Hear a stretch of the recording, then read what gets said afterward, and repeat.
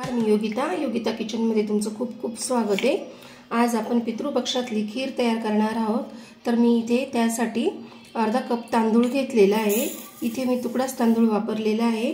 पण त्याआधी माझ्या चॅनलला तुम्ही नवीन असाल तर लाईक, शेअर आणि सबस्क्राइब करायला विसरू नका। आज आपण 5 ते 10 मिनिटात होणारी खीर पाहणार आहोत। तर त्यासाठी आता आपल्याला तांदूळ 2 ते 3 पाण्याने धुवून घ्यायचे आहे। धुवून झालाय, त्यात मी 2 वेलची सोलून टाकून घेतले, साल काढून घेतली वेलचीची आणि चिमूटभर आपल्याला चवीपुरता त्यात मीठ घालायचे आणि हे मिक्सरला वाटून घ्यायचे।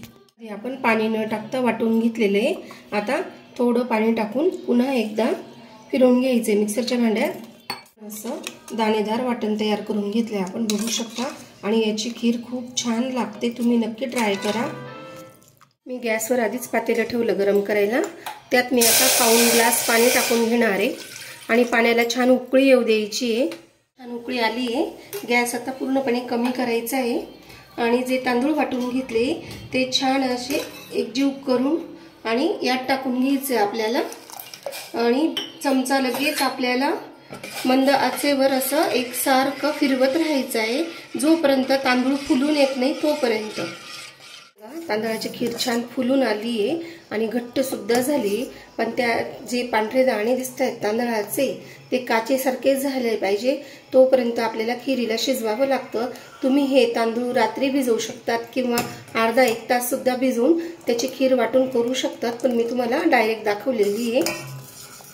मी अर्धा कप तांदूळला 1 कप साखर घेतलेली। तुम्ही तुमच्या आवडीनुसार ठेवायचे। आमच्याकडे गोडाचं प्रमाण कमीच खातात। टाकल्यानंतर सुद्धा खीर घट्ट झालेली।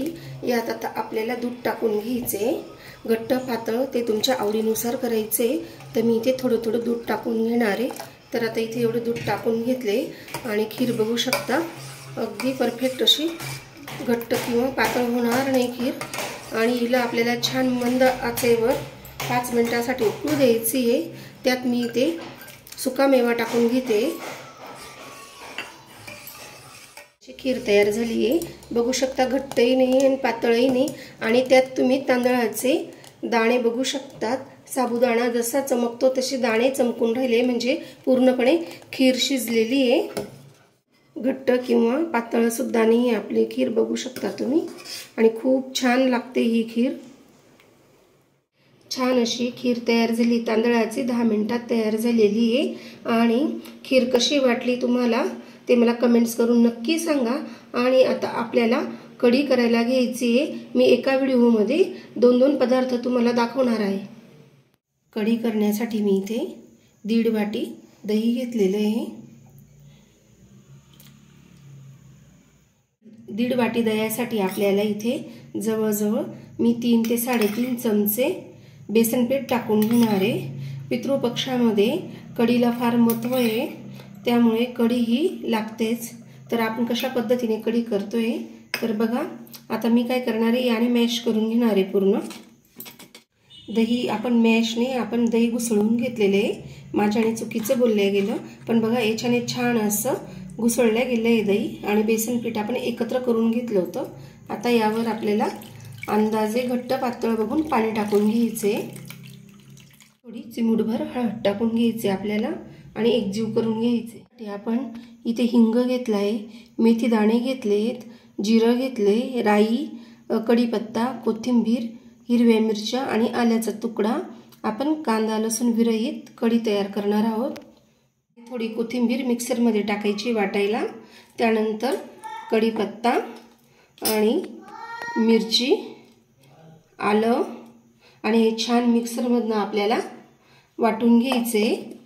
इथे कढई ठेवली आहे, त्यात आता आपल्याला 1 पळी तेल टाकून घ्यायचे। तुम्ही तुमच्या आवडीनुसार किंवा जेवढ्या लोकांची कढी असेल त्यानुसार तेलाचा वापर करायचा आहे।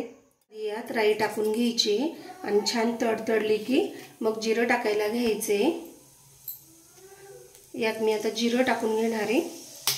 त्यानंतर आपल्याला इथे मेथी दाणे टाकून घ्यायचे, हिंग टाकून घ्यायचं आहे, थोडीशी अर्धी मिरची चिरून घेतली मी ती टाकून घ्यायची आहे, थोडासा कढीपत्ता आणि आपण जे वाटण वाटलं होतं ते टाकून घ्यायचं आहे। बघा असं वाटण वाटून घेतलं, छान तळून झालं आहे।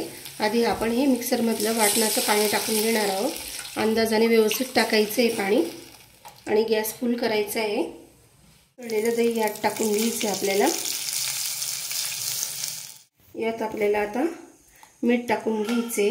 मी इथे 2 चमचे मीठ टाकून घेतले आणि अगदी थोडीशी कोथिंबीर टाकून घेतली आहे. आणि कढी करताना जोपर्यंत पूर्ण कढी होत नाही तोपर्यंत कढीमध्ये असा चमचा फिरवत राहायचा आहे. एकदा कढीला वरती फेस आला का मग गॅस बंद करायचा आहे. पद्धतीने मी बघा पूर्ण कढी होईपर्यंत चमचा फिरवते आणि बघू शकता कढी किती छान झालेली आहे. हे बघा, अजून आपल्याला 2 मिनिटं लागतील कढी व्हायला.